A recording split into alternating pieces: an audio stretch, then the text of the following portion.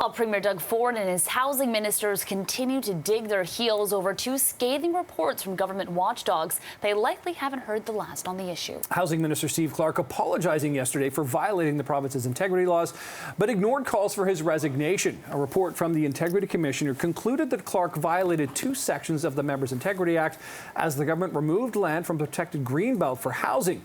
The report pointed the finger at Clark's now former Chief of Staff, Ryan Amato, for land swaps that benefited certain land developers, but slammed Clark for his lack of oversight. I'm sorry that we didn't do a better job and that I personally didn't do a better job in terms of the oversight. We're putting a plan in place to create that trust and to regain that trust, as I said, as a result of the Auditor General's recommendations. But I take responsibility, and I regret that the process that came under my watch didn't meet expectations, didn't meet my expectations. Well, Premier Doug Ford, meanwhile, is standing behind his minister and their housing plan.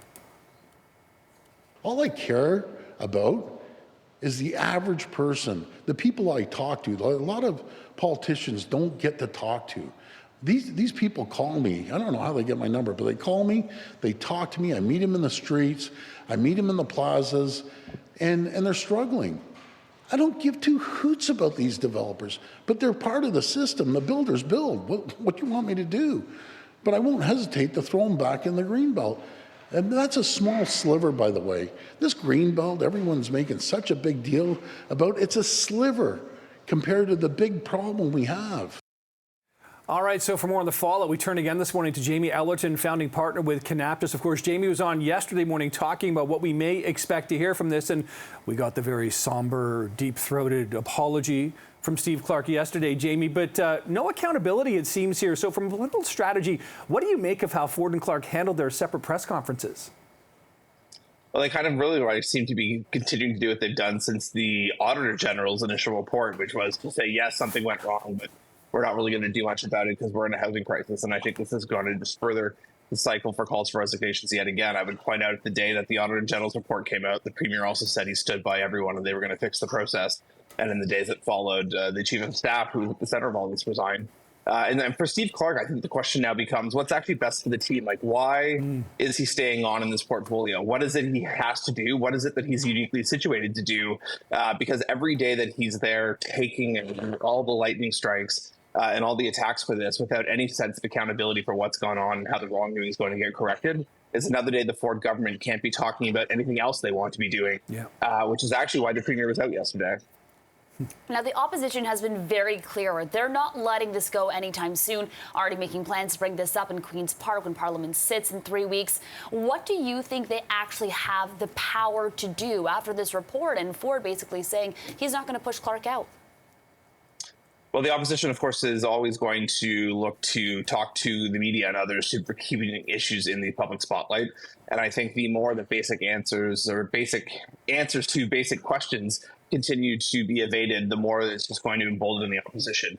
Every single day, essentially, for the past few weeks, you've seen Liberal leader, the NDP leader, calling for the minister's resignation, calling for accountability. They're not getting it. They're continuing to fuel part of the media cycle and the public conversation on this. And so while I agree with the Premier in some sense, in that the average person doesn't maybe understand or care about the specifics of this, there is an expectation of fairness and that people are not getting special access and special deals as to what's gone on here. And I think that's where the Premier is perhaps in the crosshairs of his own political base.